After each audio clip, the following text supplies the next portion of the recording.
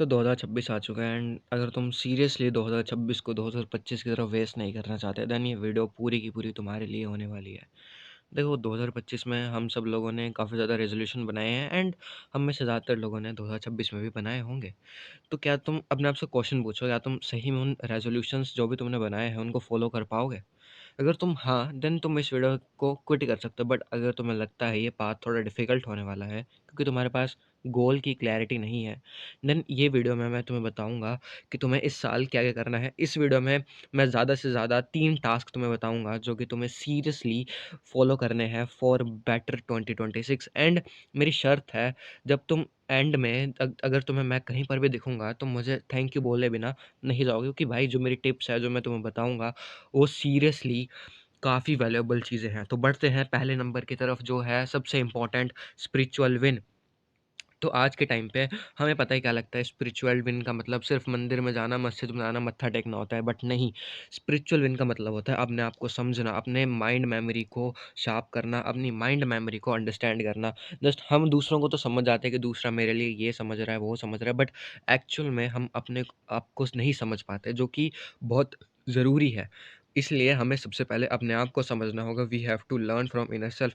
हम हमेशा बहाने मारते रहते हैं कि दुनिया ये है, दुनिया ऐसी है, दुनिया वैसी है, अगर मेरे पास ये होता देन मैं ये कर लेता, दुनिया बहुत बुरी है। बट एक बात मेरी ध्यान रखना, दुनिया भले ही तुम्हें लगता है दुनिया जितनी बुरी है ना, उससे ज़्यादा दुनिया अच्छी है एंड ये जो बात है ना, ये सबसे डेप्थ वाली बात है अगर तुम इस चीज़ को समझ गए। तो स्पिरिचुअल विन के लिए तुम्हें क्या करना है? स्पिरिचुअल विन का अगर मैं आसान भाषा में तुम्हें बताऊँ, इसका मतलब होता है अपने आप से जीतना, अपने मन से जीतना। मतलब कि अगर तुम्हारा मन क्लियर है ना, देन तुम इस दुनिया को जिस पर्सपेक्टिव से देखोगे ना, वो सीरियसली बहुत अलग होने वाला है। तो सबसे पहले हम बात करते हैं जो कि है ग्रैटिट्यूड जर्नलिंग। तो ग्रैटिट्यूड जर्नलिंग ना एक मेटा स्किल है जो कि बहुत ही वैल्यूएबल चीज़ है। मतलब कि इसमें तुम्हें क्या लिखना है, तुम्हें जर्नल तो पता ही होगा।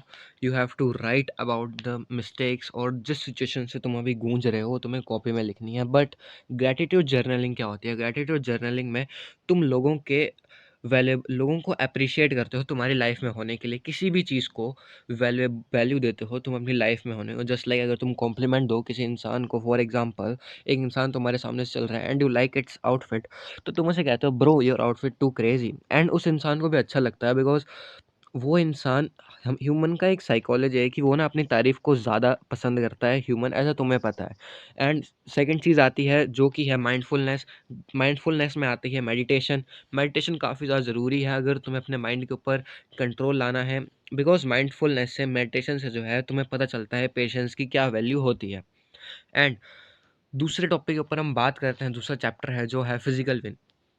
फिजिकल विन का मतलब अपने आप से लड़ना, अपनी बॉडी की लिमिट्स को पुश करना। अपनी बॉडी की लिमिट्स को पुश करने का मतलब है, अगर तुम पहले दिन 10 पुशअप्स मार रहे हो, देन 11वें दिन तुमने दूसरे दिन तुम्हें 11 पुशअप्स मारने हैं। मीन्स तुम्हें कंसिस्टेंट रहना है। You have to push past your limit, because एक टाइम तो आता है जब तुम्हें भी रियलाइज़ होगा कि भाई तुम अंदर से भले ही कितने ज़्यादा स्ट्रांग हो जाओ, बट तुम्हें फिजिकली भी स्ट्रांग होना ही पड़ेगा। क्योंकि एक ये ऐसी चीज़ है, इनर इनर सेल्फ और आउटर सेल्फ में तुम्हें स्ट्रांगेस्ट बनना पड़ेगा अगर तुम्हें सही में चाहते हो कि तुम दुनिया से लड़ो, दुनिया को समझो। ये दोनों चीज़ें तुम्हारी लाइफ की बहुत वैल्यूएबल चीज़ है। हमें लगता होगा कि पैसा सब कुछ है, बट एक्चुअल में तुम्हारी हेल्थ एंड तुम्हारी मेंटालिटी सबसे वैल्यूएबल चीज़ है इस दुनिया की। तो तुम समझ ही हो गए होंगे मैं क्या कहना चाह रहा हूँ। फिजिकल विन नीड्स कंसिस्टेंसी, तुम्हें हर दिन पुश करना है। एंड थर्ड चीज़ आती है जो कि है लर्न न्यू स्किल इन 2026। अगर तुम बेटर लाइफ जीना चाहते हो ना, मीन्स आज के टाइम पे अगर तुम्हें सही में अच्छी लाइफ जीनी है तो तुम्हें फाइनेंशियली स्टेबल होना पड़ेगा। ठीक है, फाइनेंशियली स्टेबल तुम कैसे हो सकते हो? देखो, पैसा ऐसी चीज़ है जो कि तुम किसी स्किल को लर्न करते हो एंड देन पैसा तुम्हारे पास आता है। पैसा एक फर्स्ट प्रोसेस नहीं है, पैसा सेकंड प्रोसेस है। मान लो तुम कोई चीज़ सीख रहे हो एंड वो चीज़ वैल्यूएबल है, देन पैसा तुम्हारे पास आएगा अगर तुम उस चीज़ का यूज़ करना जानते होगे तो मैं क्या कहना चाह रहा हूँ, you have to learn a new skill. For example coding हो गया, ग्राफिक डिज़ाइनिंग हो गया, वीडियो एडिटिंग हो गया, राइटिंग हो गया, और भी काफ़ी सारी चीज़ें होंगी जस्ट लाइक कंटेंट क्रिएशन। देखो, जो भी मैंने स्किल्स बताए वो थोड़े कॉम्प्लेक्स है, डिफ़िकल्ट नहीं है। एंड इन स्किल्स को समझने के लिए, तुम्हें इन स्किल्स को याद करने के लिए, अब इन स्किल्स को अपनी लाइफ में एक फाइनेंशियली फाइनेंशियल के रूप में समझने के लिए तुम्हें ना इनको सीखना पड़ेगा। देखो स्टार्टिंग में थोड़े से कॉम्प्लेक्स हो सकते हैं बट डिफ़िकल्ट नहीं है ये स्किल। कोडिंग में तुम्हें पता होगा पाइथन, जो कि काफ़ी वैल्यूएबल एंड डिमांडेबल स्किल है। बट इसकी जो प्रोडक्टिविटी है, जो क्वांटिटी है वो बहुत कम है एंड इसकी क्वालिटी मीन्स जो इसके ऊपर लोग खर्च करते हैं इसके ऊपर वो काफ़ी ज़्यादा है। सो ये तुम्हारे ऊपर डिपेंड करता है तुम इस चीज़ को कैसे यूज़ करते हो। तो मैं तुम्हें एक और टिप बताऊँगा जो कि है एक्सेप्शन। बट ये एक्सेप्शन ही बहुत ज़रूरी है। साल में 12 महीने होते हैं तो तुम्हें मैं सिर्फ़ इतना कहूँगा तुम्हें 12 महीने नहीं रगड़ना है, तुम्हें 3 महीने रगड़ना है। 6 महीने भी नहीं सिर्फ़ और सिर्फ़ 3 महीने। तुम 3 महीने डेली कंसिस्टेंट रह के देखो, देन यू विल रियलाइज़ कि भाई seriously you can achieve anything.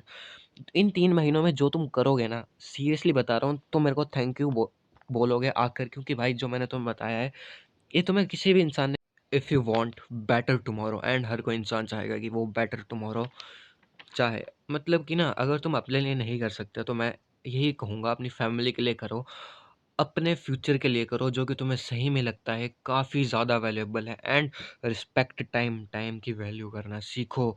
Time is the most valuable thing in this whole universe.